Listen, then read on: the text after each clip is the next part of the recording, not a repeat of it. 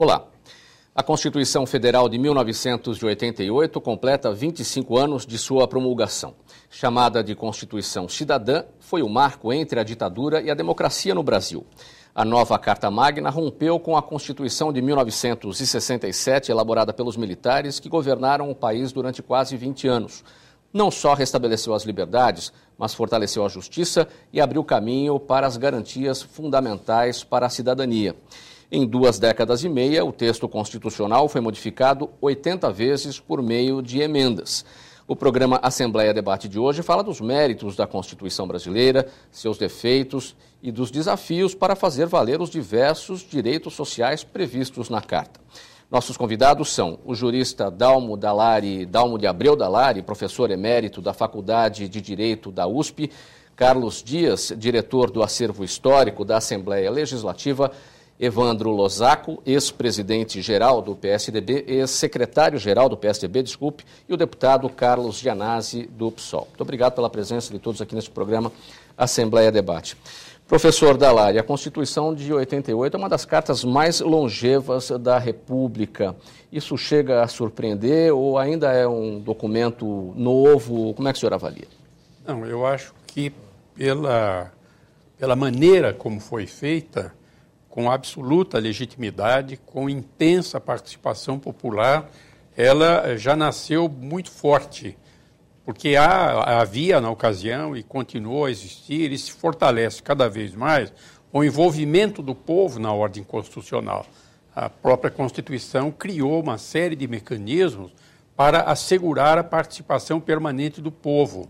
E isso é muito importante, porque as pessoas que antes nem acreditavam que tinham direitos, agora veem a possibilidade de reclamar os seus direitos, de ter a efetividade dos direitos, sabendo que isto é uma consequência da Constituição. Essas pessoas querem a Constituição e querem que ela continue. E o número de brasileiros nesta situação vem aumentando, de maneira que eu não tenho nenhuma dúvida de que, pela maneira como foi feita, com absoluta legitimidade, pelo seu conteúdo essencialmente democrático e já introduzindo a democracia participativa, é uma das constituições do mundo mais avançadas em termos de democracia participativa, mas também, esse é um dado muito importante, a Constituição criou mecanismos para que as pessoas reclamem os seus direitos, lutem efetivamente por eles, por via institucional, assim, por exemplo, com o extraordinário fortalecimento do Ministério Público. Eu acho que por todas essas razões, a Constituição já nasceu com a grande possibilidade de duração e até mesmo de fortalecimento à medida em que ela seja mais conhecida e mais aplicada. Evandro, em relação ao momento em que a Constituição Federal foi criada, ela é mais ou menos viável ao Estado brasileiro hoje? Há quem dizia à época que ela não sobreviveria, que não duraria 6 meses. Na verdade, Mauro, ela foi um divisor de águas, né? Esse movimento de rua que foi, na verdade, pedindo o fim da ditadura, daquele Estado, né, de opressão, que começou se fortalecendo muito com a campanha das diretas já, que culminou numa disputa das oposições no colégio eleitoral. E isso, na verdade, formalmente a ditadura acabou na posse do Sarney, em 85, mas juridicamente, né, foi a promulgação da Constituição que zerou todo o entulho autoritário que os militares legaram ao país. Então, ali que a gente pode dizer que o país entrou na plena democracia. Então, eu acho que é uma Constituição que merece realmente essa comemoração dos 25 anos, porque ela foi um divisor de águas na sociedade brasileira. Você era um militante à época? Militante atuante, na época do PMDB, né, na campanha das diretas já, né, e toda a mobilização sempre tinha a faixa pela Assembleia Nacional Constituinte, né? Isso desde lá de 84, quando começou essa mobilização das diretas já, entre a pauta de reivindicação popular, estava lá a Assembleia Nacional Constituinte. Muito se falava em esperança na época. Exatamente. Ela representava a esperança. Exatamente. Aquele momento da Constituinte tinha a esperança como simbologia. Exatamente, que era a esperança de você viver em um regime de plenas liberdades, de garantias. Eu acho que isso a Constituição ela conseguiu chegar nesse anseio popular, né? Tem imperfeições, é lógico, mas eu acho que os avanços foram muito grandes. Carlos, você confirma isso, esse momento de esperança, de eliminação daquele entulho autoritário ainda da Constituição de 67? Sem dúvida, foi um momento muito particular na história do Brasil, de grande entusiasmo. Eu também participava na época do PMDB, também havia um enorme movimento em todo o país em torno da volta da democracia, dos direitos civis, dos direitos do cidadão, contra o arbítrio e aquele regime absurdo que a gente vivia. Então, a chegada da Constituinte significou um grande alívio para toda a sociedade, que se frustrava seguidamente com o regime militar. E eu aproveito para lembrar aqui a votação da emenda das diretas, que tinha produzido aquele movimento popular gigantesco e que acabou sendo frustrado. Então, quando veio a Constituinte, foi um momento que todos aqueles que lutavam contra a ditadura aplaudiram com grande entusiasmo e partiram para a Constituição com grande entusiasmo. Foi um momento muito bonito na história do Brasil. Deputado, eu destaquei aqui a questão da longevidade da Constituição, quer dizer, 25 anos é muito pouco para um documento como esse, mas no Brasil, que observou muitas quebras de legalidade constitucional, esse tempo chega a surpreender? Como é que o senhor avalia? Eu acho que, primeiramente, saudar aqui os convidados do programa, da TV Alesp, o Evandro Lossaco, o Carlos Dias, historiador, e, sobretudo, o professor Dalmo Dallari, um grande jurista, um grande defensor da cidadania, professor da Universidade de São Paulo. Eu acho que, primeiramente, nós temos que entender do ponto de vista histórico a Constituição de 88, como já foi dito aqui. Eu acho que, após o Estado Novo de Vargas, após a promulgação da Constituição de 46, o Brasil entrou no processo de volta à democracia, de reconstrução da democracia. E esse processo foi interrompido com o golpe civil-militar de 1964, que durou praticamente até 1985. Então, a Constituição de 88 foi uma resposta ao regime de exceção que nós vivemos. Foram 21 anos de ditadura militar, o Brasil retrocedeu em várias áreas com a ditadura. Então, a Constituição Cidadã de 88 representou uma resposta aos anos de ditadura, uma ditadura sanguinária que era sustentada pela doutrina de segurança nacional no Brasil, pelo Estado autoritário. Então, nós recuperamos com a Constituição de 88 vários direitos sociais, direitos trabalhistas, direitos individuais, acabamos com a censura, conquistamos o direito de greve, né, que eram direitos que não existiam durante o regime de exceção. Porém, a Constituição, ela tem durado, mas ela foi emendada, ela sofreu várias emendas, ela vem sendo alterada sistematicamente no Congresso Nacional. Então, eu acredito que ela está em movimento, em transformação ainda, né? Existem avanços e retrocessos. Nós, recentemente, quase perdemos o trabalho do Ministério Público por conta da famosa PEC 37, que tentou neutralizar o poder do Ministério Público de investigar crimes de corrupção, de peculato, do crime organizado no Brasil. Então, nós temos avanços e retrocessos em relação à Constituição Cidadã. Do ponto de vista do legislador, o senhor como deputado, essas emendas, 80 emendas ao longo de 25 anos, praticamente são 3 por ano. Esse é um número muito alto, considerando a Constituição um documento dinâmico que vai se modificando conforme as necessidades. Eu acho que algumas sim, outras não, né? Porque aí a Constituição é fruto da correlação de forças da sociedade. Me preocupa muito as emendas que são apresentadas, algumas que tramitam ainda no Congresso Nacional. Agora, essa Constituição Cidadã, ela traz muitos direitos trabalhistas que nós conquistamos, né, na promulgação em 88 da Carta Magna. Agora nós temos no Congresso Nacional o famoso projeto de lei 4.330, que dispõe sobre a terceirização dos serviços públicos e privados no Brasil, que pode precarizar ainda mais o trabalho dos trabalhadores do Brasil, o regime de contratação, sobretudo. E esse projeto é tão perigoso que eu acho que ele é inconstitucional, porque ele também dispõe sobre a terceirização, a precarização da atividade fim não só da atividade meio. Então, um professor poderá ser terceirizado na rede pública de ensino. Então, eu acho que nós temos avanços e recuos nessas emendas. Professor Dallari, a despeito das emendas, mas a falta de reformas, de regulamentações, de disposições, compromete a vitalidade da Constituição brasileira? Não, eu acho que no essencial, a Constituição não foi modificada.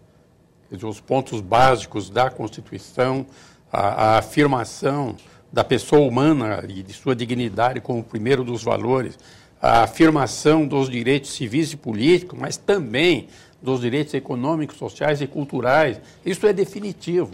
E, além disso, também essa criação de mecanismos de luta jurídica, luta pacífica pelos direitos, tudo isso foi afirmado e vem sendo mantido. Porque, na verdade, houve uma série de mudanças, mas que não atingiram aspectos essenciais. Assim, por exemplo, nós tivemos na década de 90, coincide com o governo Fernando Henrique Cardoso, uma série de emendas constitucionais, mas no sentido de buscar a privatização, de reduzir a participação do Estado na linha do chamado neoliberalismo. Mas isso não atingiu nenhum ponto essencial. Quer dizer, na essência, a Constituição foi mantida e realmente existem algumas tentativas de mudança em alguns pontos que são importantes. Mas eu acho que não haverá ambiente para uma mudança desse tamanho. E, por outro lado, eu acho que há mudanças que já deveriam ter sido feitas e que estão à espera, então, de propostas mais objetivas, de mais trabalho de conscientização para o aperfeiçoamento do sistema constitucional. O deputado Gianazzi destacou aqui a questão dos direitos trabalhistas. Só esse ano os direitos das domésticas foram regulamentados. Não é muito tempo para... Mas o fato é que foram regulamentados, é um avanço. É um passo a mais que foi dado. Eu quero era natural a falta de consenso em muitos temas que foram deixados para serem resolvidos. Não, o que há ainda é muita resistência das elites tradicionais. E elites tradicionais são políticas e econômicas, como foi bem lembrado pelo deputado Gianazzi. Na verdade, o golpe de 64 foi civil-militar. Quer dizer, havia uma forte participação das elites econômicas. E elas resistem, e sob muitos aspectos elas fazem tentativas de retrocesso. Mas neste ponto é que eu acho que existe já uma conscientização muito forte do povo. E existe o dado concreto das pessoas reivindicarem os seus direitos e obterem o direito. Coisa que antes não acontecia. Eu vou rapidamente lembrar que na década de 70, eu fiquei presidente da Comissão Justiça e Paz em 73. Eu comecei a circular pelo Brasil falando sobre os direitos humanos. Posso até dizer que talvez fui dos primeiros a fazer isso. E um fato muito marcante, eu estive numa favela aqui na periferia de São Paulo, falando sobre os direitos humanos, sobre os direitos fundamentais. E quando terminei, uma mulher lá do fundo levantou a mão, queria falar, e depois me disse: tudo isso que o senhor falou é muito bonito, mas não é para nós. É terrível isso, que as pessoas não acreditem nos seus direitos, não acreditem que têm direitos. E isso avançou enormemente. Inclusive, há alguns paradoxos. Por exemplo, a demora do judiciário, em grande parte, é porque um número muito maior de brasileiros está indo ao judiciário reclamar os seus direitos. E isso se deve exatamente ao fato de que a Constituição vem sendo aplicada, vai crescendo a crença na Constituição e nos direitos que ela consagra.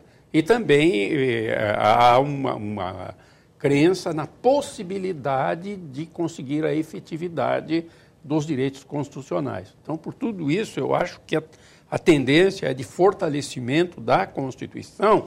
E apesar dessas tentativas de retrocesso, apesar desses avanços, há uma resistência muito grande. Então, eu posso citar, é uma área onde eu atuo também há cerca de 30 anos, a área indígena, há uma tentativa e que, infelizmente, está contando com o apoio de alguns setores do próprio governo federal, no sentido de entregar praticamente a demarcação das áreas indígenas ao legislativo, que é um absurdo completo. É uma atividade que, por natureza, é do executivo. E o legislativo não tem conhecimento, não tem experiência, não tem os dispositivos para fazer isso. E, no entanto, a famosa PEC 215 que se está tentando impor ao Brasil. Mas a resistência é tão grande e é tão escandalosa esta violência contra a Constituição que eu acho que dificilmente ela passará. O senhor destacou a questão indígena, então no próximo bloco nós vamos falar de reforma agrária. Nosso debate hoje aqui no programa, os 25 anos da Constituição Brasileira. Um intervalo, voltamos já. De volta com o programa Assembleia Debate, o nosso tema aqui hoje, os 25 anos da Constituição Brasileira, e você pode interagir com esse programa no facebook.com/jornalista Mauro Friesman. Evandro, o que é que faltou no Instituto da Reforma Agrária? É um problema da norma constitucional, um problema da execução desta norma? É a execução, né? Acho que a norma constitucional ela deu as diretrizes, os pressupostos para a reforma agrária. O resto, o executivo é que tem que tocar isso, né? Dentro da ideia de que a reforma agrária ela tem que ser para melhorar a produção da terra a quem quer produzir, né? E tudo isso, né, depende de políticas públicas, né? Não é a Constituição que vai entrar nesses detalhes. Então, eu acho que houve alguns erros de execução. Quer dizer, por exemplo, Fernando Henrique foi o que mais desapropriou áreas aí, né?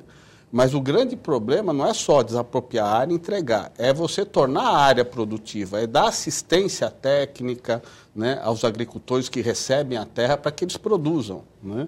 Então, esse é o grande desafio do INCRA ao longo desses anos que não conseguiu ainda resolver.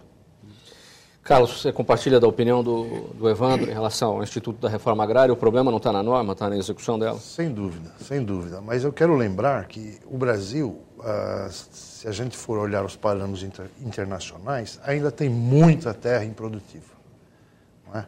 E tem muita terra ainda que está como forma de especulação. É preciso que a gente reveja isso e trate a terra mesmo como um bem coletivo, não é?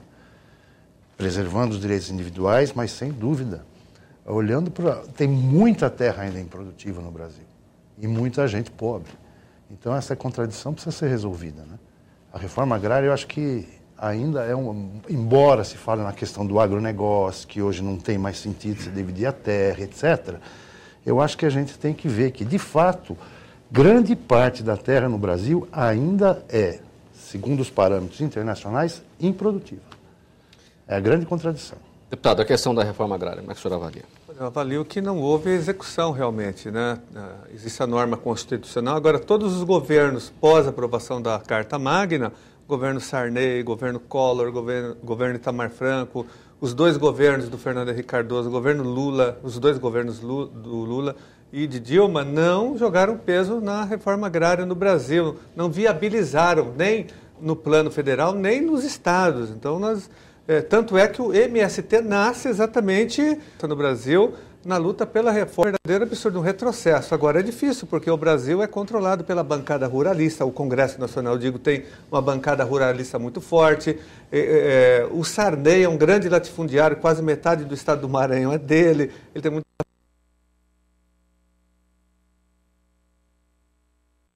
do agronegócio.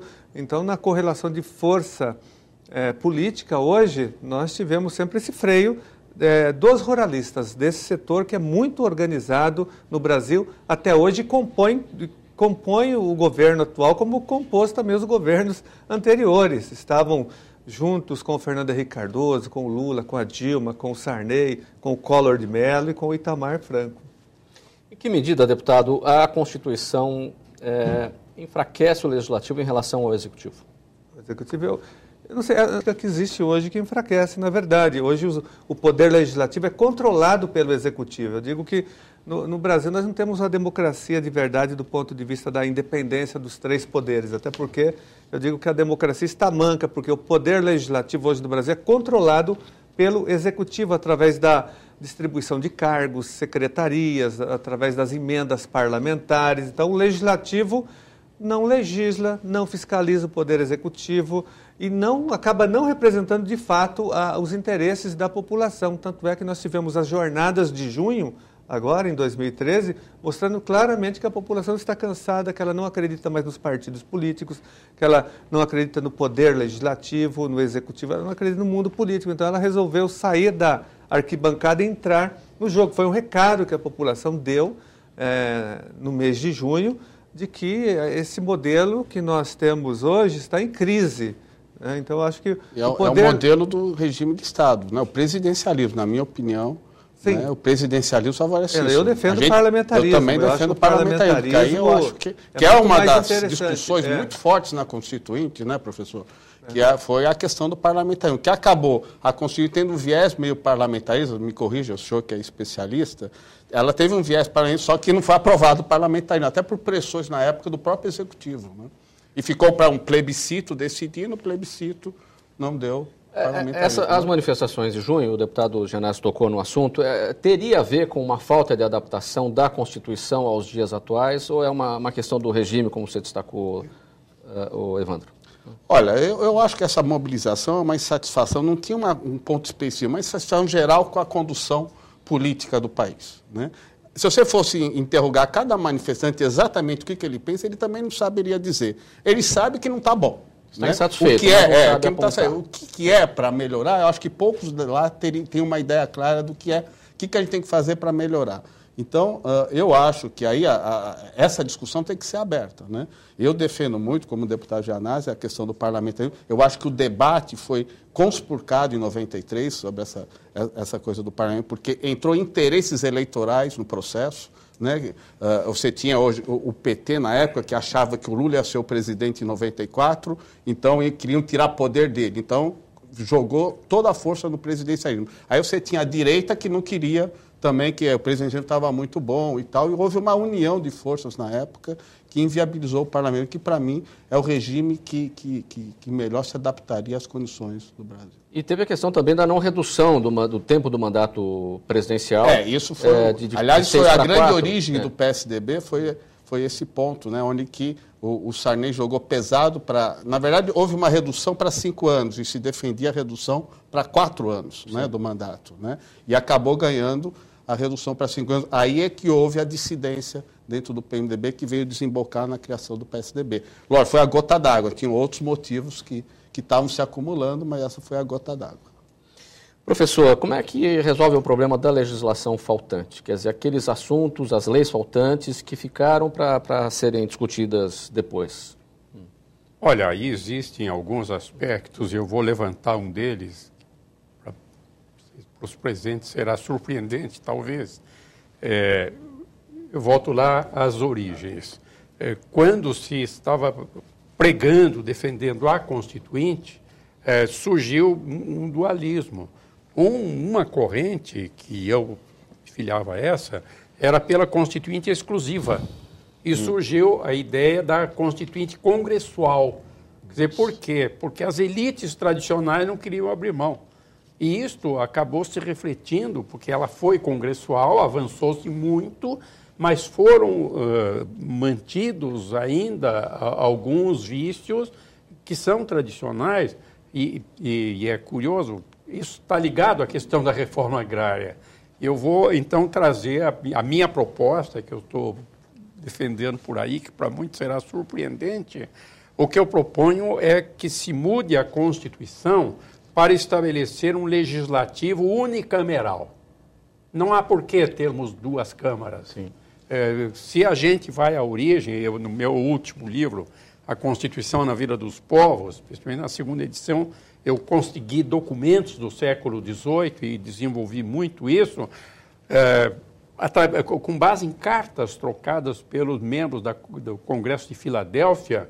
Então, fica comprovado que o Senado, a 2ª Câmara, a Câmara Alta, foi criada para impedir a abolição da escravatura, porque o Norte era abolicionista e o Sul dos Estados Unidos era escravagista, inclusive de traficantes de escravos. E eles...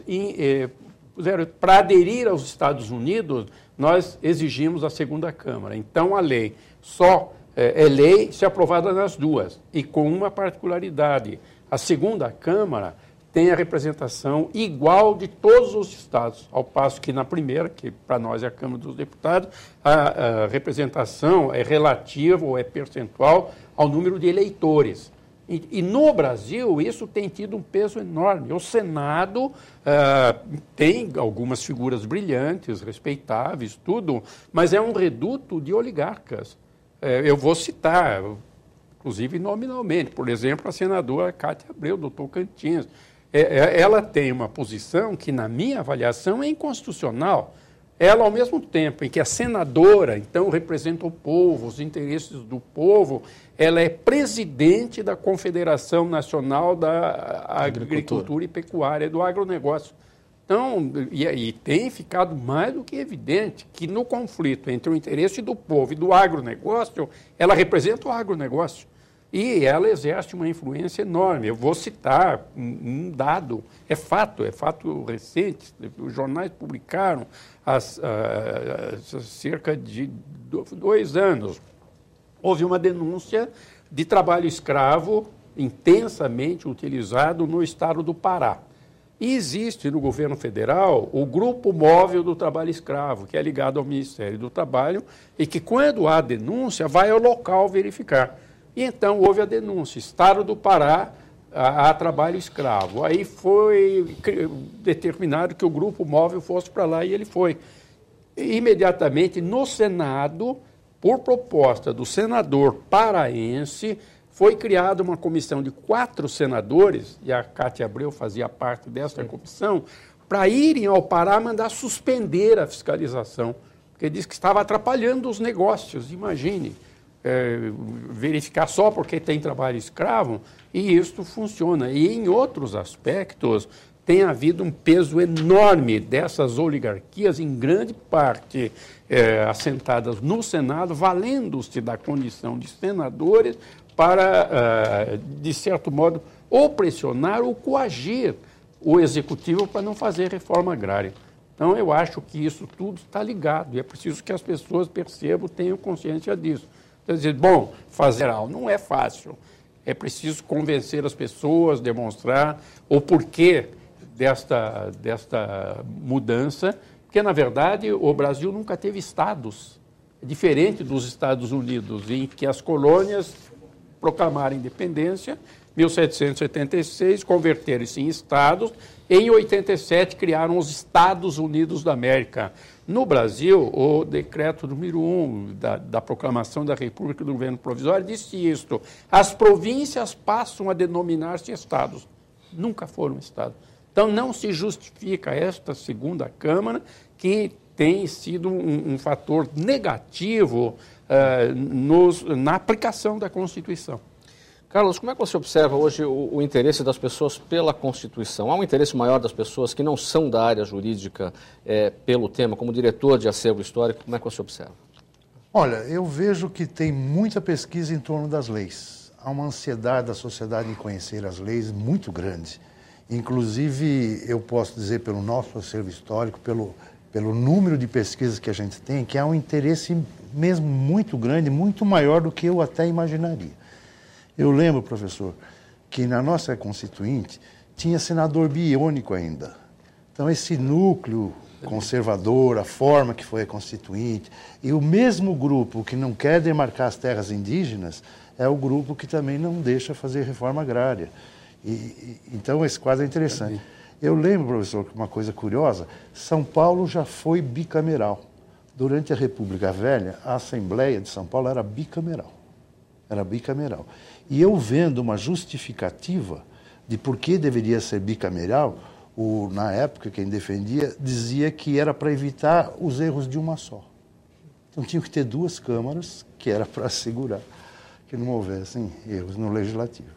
Deputado, a participação popular na elaboração da Constituição ficou aquém do que deveria. É possível dizer que participação popular é a participação dos excluídos ou não necessariamente? Não, na aprovação da Constituição de 88, nós tivemos uma grande mobilização no Brasil. Vários setores se organizaram, vários movimentos sociais, tanto é que nós inscrevemos vários direitos em vários artigos. O movimento negro se organizou e conseguiu inscrever o racismo como crime inafiançável e imprescritível. Os trabalhadores, os sindicatos se organizaram, centrais sindicais, e conseguiram, né, uma série de direitos, o direito de greve, a redução da jornada de trabalho, a licença maternidade para as mulheres trabalhadoras. Nós tivemos muitos avanços por conta da mobilização social. Nós avançamos muito desse ponto de vista. O fim da censura, a liberdade de expressão, que hoje são atacados. Nós estamos agora discutindo, por exemplo, a questão da proibição das biografias, que é um tema hoje em pauta, que afronta a Constituição Federal, né, que nós acabamos com a censura na Carta Magna, nós garantimos a liberdade de expressão, de informação. Hoje nós estamos exatamente, na data de hoje, discutindo o leilão do campus de Libra, que tem a ver com a Constituição também, porque a Constituição de 88, ela valorizou as riquezas do subsolo. Sim. E hoje nós estamos vivendo um leilão que vai privatizar, que vai desnacionalizar, né, o petróleo brasileiro, que vai enfraquecer a Petrobras, que é uma estatal que tem hoje o monopólio estatal do petróleo, da extração e da comercialização do petróleo. Então, mas nós tivemos, com certeza, a participação de amplos setores da sociedade. Só por isso que nós avançamos muito em relação a essa Constituição. Este é o programa Assembleia Debate. O nosso tema aqui hoje, os 25 anos da Constituição Brasileira de 1988. Mais um intervalo, voltamos em seguida. Este é o programa Assembleia Debate aqui na TV Alesp. O nosso tema hoje, os 25 anos da Constituição Brasileira, e você pode interagir com este programa no facebook.com/jornalista Mauro Friesman. Professor Dallari, o ex-senador e o ex-ministro da Justiça, foi relator da Constituição, Bernardo Cabral, ele chegou a declarar sobre uma das frustrações dele, que é a questão do uso de medidas provisórias pelo Executivo. Foi um erro permitir o uso de medidas provisórias pelo Executivo ou não, na sua avaliação? Não, eu acho que nas circunstâncias houve a necessidade de fazer uma série de concessões, mas eu acho que a medida provisória não se justifica. Que o ideal é que o Legislativo trabalhe com a necessária celeridade, não é? Então, se há necessidade de um projeto de lei, o Executivo pode propor, mas subentendendo-se que o Legislativo vai trabalhar depressa. E isso está faltando também. Um controle maior, porque fica contraditório. Eu quero tirar a medida provisória, mas eu continuo com o Legislativo que bloqueia a legislação, que não deixa funcionar, que prejudica o país, os interesses nacionais. E aí nós ficamos num beco sem saída, não é? Acho que, em princípio, e por outro lado também, existe essa deficiência do próprio Legislativo na avaliação das medidas provisórias. A quantidade de medidas ainda à espera de avaliação é imensa, não é? Então, aí a culpa dos dois lados. Eu acho que, em princípio, não é desejável a medida provisória. Quer dizer, vamos legislar através de leis, não é? Mas as circunstâncias levaram à criação desta medida, que é uma exceção, dentro da normalidade constitucional, não é? Então, eu seria favorável à extinção da medida provisória, mas com o aperfeiçoamento do Legislativo. O senhor concorda, deputado Giannasso, extinção da medida provisória e o trabalho maior do Legislativo, quer dizer, isso atrapalha o trabalho parlamentar? Foi mais pensando no presidencialismo do que no parlamentarismo? Sem dúvida, eu acho que é um verdadeiro estorvo hoje para o trabalho do Legislativo. A medida provisória trava a pauta, prejudica o trabalho do legislador, não há dúvidas em relação a isso. A medida provisória, nesse momento, representa um retrocesso para o trabalho do Legislativo, que está totalmente enfraquecido hoje por conta de medidas como essa.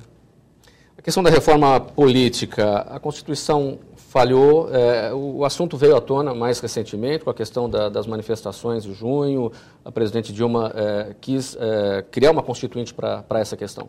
Eu acho importante que haja uma reforma política de verdade no Brasil, sobretudo no campo do financiamento das campanhas eleitorais. Eu acho que esse é o principal ponto, porque hoje a política está privatizada. Hoje o poder econômico tem um peso enorme na definição das candidaturas, no financiamento de partidos políticos. O Congresso Nacional é controlado hoje por grandes empresas. Existem parlamentares em vários parlamentos que são verdadeiros funcionários de empresas do agronegócio, de empresas multinacionais.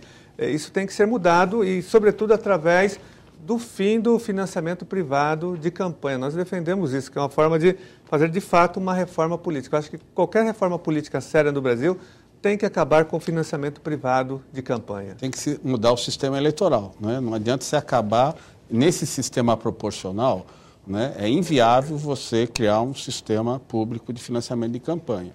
Então, que é uma coisa que eu defendo, que é o voto distrital, aí sim você consegue, né, ter um sistema público de financiamento de campanha, ou que seja só de pessoas físicas, mas hoje, né, por isso que a única discórdia que eu tenho do deputado tem que se mexer no sistema eleitoral, aí sim mexer no financiamento de campanha, senão vai criar um monstrengo aí que não vai dar certo. A agenda política hoje do país permite tocar nesses pontos de fazer as reformas? Olha, se você perceber, as manifestações de agosto fizeram com que o Congresso se mexesse nessa direção, né? Mas depois arrefeceu, né? Tanto que começou a se pensar, agora vai sair o voto distrital. Eu pessoalmente fiquei animado, né? Que agora acho que... Só que aí o foco da manifestação, ela não continuou, e eu acho que entrou também esses black box que deram uma esvaziada na manifestação, porque muita gente saiu das ruas porque não queria, não concorda com essa baderna e tal, e nós perdemos um grande momento lá de avançar nessa reforma política. Agora já passou o prazo, todo mundo vai ter que depender do novo Congresso que vai ser eleito o ano que vem, né? E é sempre o deputado que é eleito num sistema, é difícil ele mudar se não tiver uma pressão popular, né? Então, essa é a nossa dica. Quando você faz uma pesquisa no parlamento, o voto distrital geralmente ganha, mas na hora de pôr para votar, aí a coisa pega.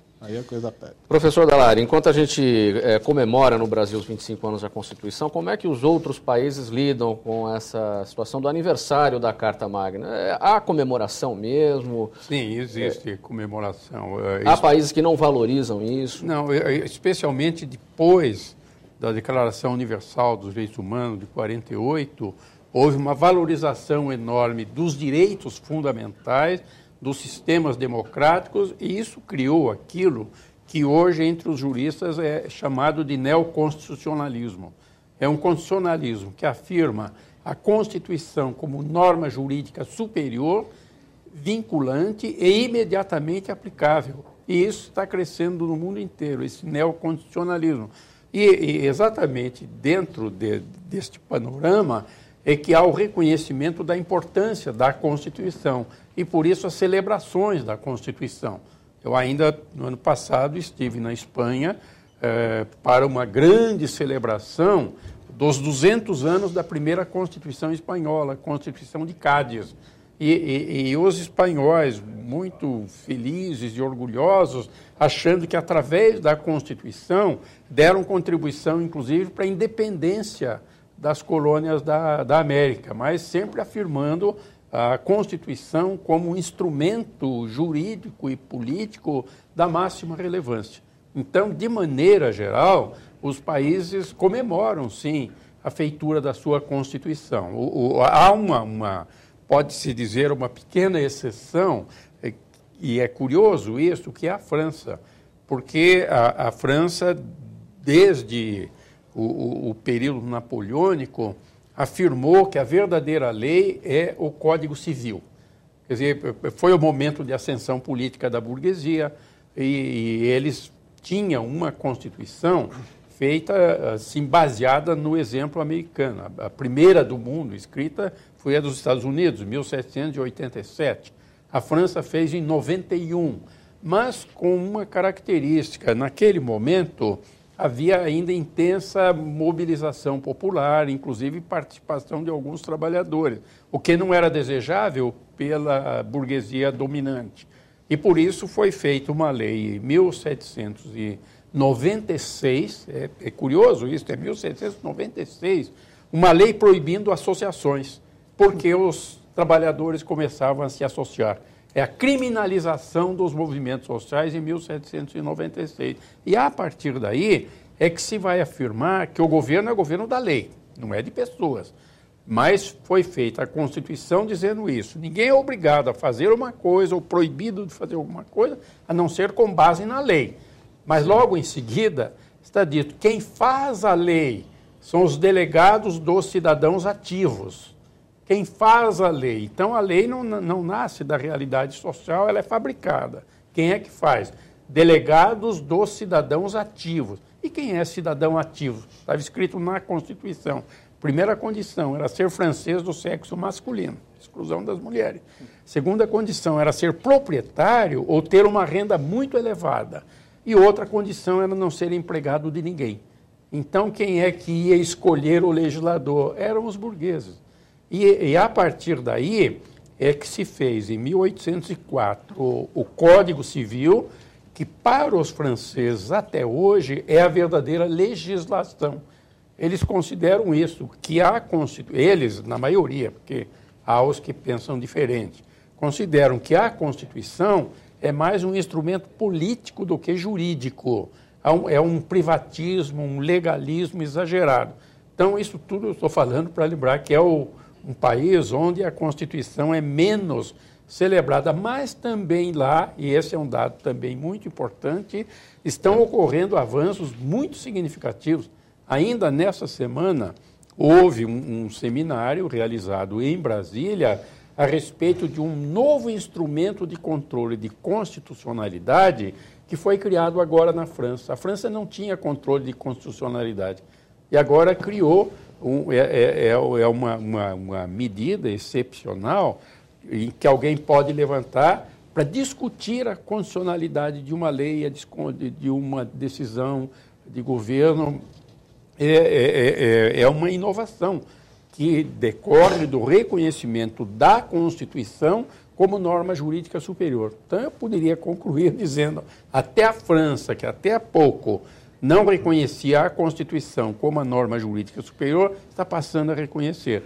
E em grande parte do mundo, isso já está consagrado. Então, há um constitucionalismo que vai se universalizando. Gente, o tempo do programa está acabando, vamos para as conclusões. Evandro, a sua conclusão sobre o tema e o que você, se pudesse, incluiria na Constituição atual? Olha, a minha conclusão, assim, essa Constituição foi um grande avanço, né? É um grande avanço para o país, né? E uma coisa que eu incluiria aí, Mauro, é o voto distrital, que infelizmente, se fosse a constituinte exclusiva, como o professor defendeu, eu acho que teria saído o voto distrital, mas na constituinte congressual, o pessoal pensou primeiro na reeleição deles, então acabou não saindo esse voto. Então foi uma das grandes, eu acho que falhas dessa Constituição foi não ter mexido no sistema eleitoral, né? E nós temos e ela está sob ataque, né? E eu quero aqui lembrar que hoje as liberdades de expressão, que é uma coisa muito forte nessa Constituição, ela está sob ataque, né? Essa questão, hoje você tem setores radicais do PT que querem, porque querem acabar com a liberdade de expressão. Vira e mexe, eles apresentam alguma coisinha para mexer nisso, né? Por isso que a eterna vigilância vale para essa Constituição, para essa questão das liberdades democráticas, da liberdade de expressão. Então, o que eu quero deixar é isso aqui, sempre alerta, né? Porque nós temos que avançar, não retroceder. Carlos, sua conclusão sobre o nosso tema e, se pudesse, o que você incluiria na nossa Carta Magna? Eu acho que a nossa Carta é um marco fundamental, porque ela veio assegurar os direitos do cidadão, da sociedade. Então, isso é um elemento passivo que a gente não pode esquecer, não é? Agora, o que eu acho é que a sociedade é muito dinâmica e até essas mobilizações que nós vimos esse ano são muito diferentes do que a gente via no passado. São mobilizações que são feitas através da internet, são muito rápidas, muito ágeis, e eu acho que elas vieram para ficar. Elas são um novo componente político nesse processo. E o que eu acho que a Constituição poderia tentar incorporar é tentar aperfeiçoar e criar mais mecanismos de participação direta, que eu acho que é um elemento importante hoje. Professor Dallaire, sua conclusão, bem objetivamente, o que o senhor incluiria na Constituição? Não, bom, eu acho que realmente nós temos que fazer a reforma eleitoral. Eu acho que isso é fundamental, porque o sistema é representativo. Embora tendo criado veículos, instrumentos de participação popular direta, o poder público tem que tomar decisões todos os dias. Sim. Não há condições para que sobre todos os assuntos, mesmo assuntos relevantes, o povo seja ouvido rapidamente e sempre. Por isso é fundamental ter um bom sistema representativo.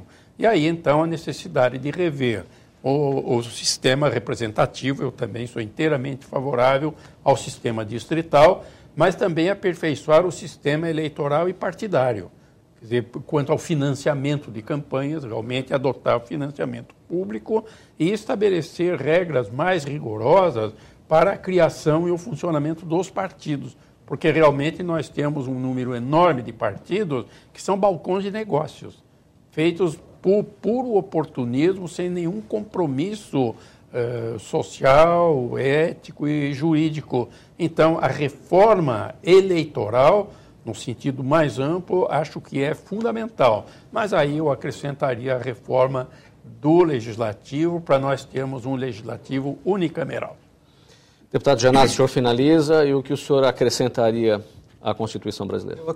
Eu mexeria no capítulo da educação. Eu acrescentaria que o Brasil teria que investir no mínimo 10% do PIB, do Produto Interno Bruto, em educação pública de qualidade, e também que houvesse na Constituição a exigência da aprovação de uma lei de responsabilidade educacional, porque nós entendemos que a educação pública é o principal instrumento de desenvolvimento social, humano, ambiental e tecnológico do nosso país. Então, para que haja uma educação pública gratuita e de qualidade, e também que esse investimento seja feito exclusivamente na escola pública, esses 10% que eu acabei de citar aqui, que nós não podemos mais tolerar que o dinheiro da educação, do orçamento da educação, seja destinado também para o setor privado da educação.